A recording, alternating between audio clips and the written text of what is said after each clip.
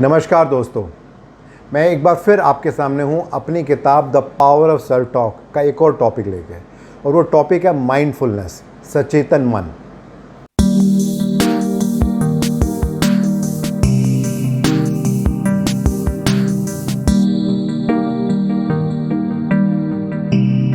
एक स्टोरी से मैं शुरू करना चाहूँगा।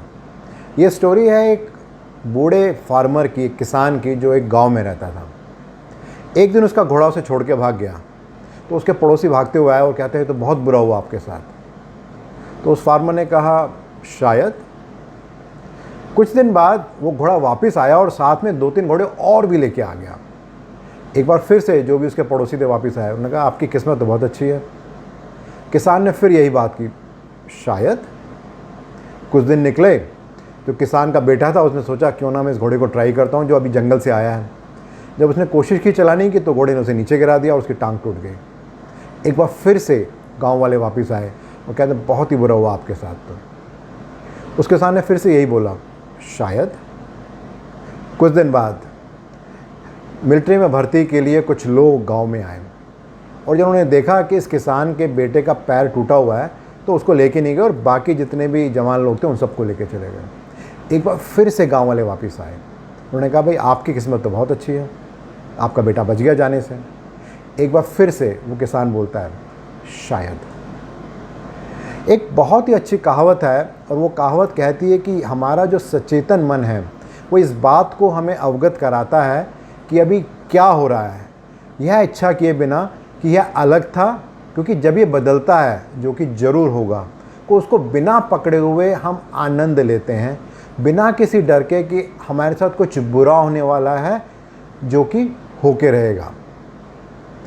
एक स्टडी कहती है कि 24 घंटे में हम करीब 45,000 से 55,000 थॉट्स हम लेते हैं, यानी कि करीब 35 से 45 थॉट्स 1 मिनट में लेते हैं। हमें पता नहीं है कि हम कुछ सोच रहे हैं, लेकिन सारे दिन हम सोचते रहते हैं। कुछ इसी तरह से सांस लेने की विधि भी है। हमें नहीं पता कि हम सांस ले रहे हैं या नहीं ले रहे। जैसे अभी मैं आपके साथ बात कर रहा हूँ तो मुझे नहीं पता कि मैं सांस ले रहा हूँ नहीं ले रहा, लेकिन मैं सांस ले रहा हूँ, सोते हुए भी सांस ले रहा हूँ। कुछ इसी तरह से हमारी सोच है।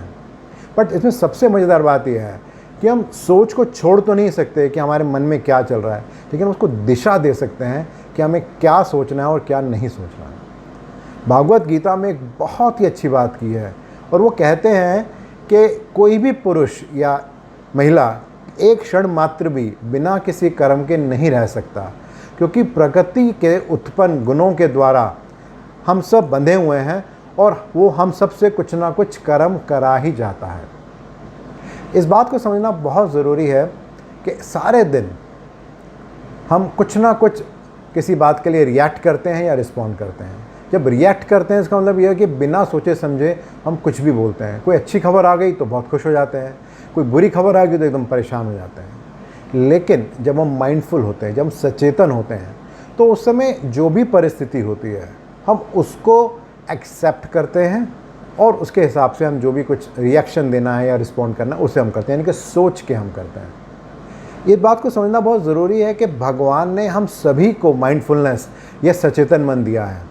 अब इम्पॉर्टेंट ये है कि हम जहाँ भी वो दब गया है, जहाँ भी वो छुप गया है, उसको किस तरीके से बाहर निकाल के लाता है।